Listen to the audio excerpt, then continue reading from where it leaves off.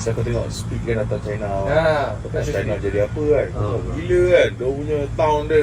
Lepas tu diorang pun pandai, diorang berinovasi. Kalau sekarang kan diorang dah start pakai bateri. Sekarang kan lithium macam kan. Tapi diorang dah start produce bateri daripada nuclear punya reactor. Supaya bateri kecil pun boleh Tahan lama. At the same time Korea pula cipta apa solar panel yang boleh charge 60 kali ganda lagi power daripada solar panel yang before yang sekarang lah. Korea ada. Korea kot kalau tak silap kau tengok baru-baru ni kan. So advance lah kau, aku rasa kau kena matahari sikit pun bateri kau dah kau dah boleh pakai 2-3 hari lah. So kau tak payah nak risau pasal sekarang kan charge kan masalah utama nak isi bateri kat Malaysia of course kan. Tapi kalau dah pakai nuklear punya benda tu kalau meletup tu tak tak ada sebab tu diorang tak boleh nak tak sukses lagi benda tu sebab dia ada cara dia. Bagi aku tak valid lah benda tu. Ada. Kau kalau kau buat bocor je kat situ.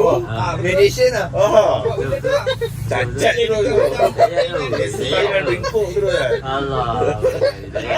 Tak mustahil China punya power Tapi betul lah. tak mustahil lah. Matahari pun dia buat. Allah. Matahari pun dia buat. Kopis pun dia Semua buat. dia nak kopi. Pun dia. Matahari dia buat. Kopis pun macam tisu dah siap Kilat bulan bumi pun dia nak buat. Allah. Ha.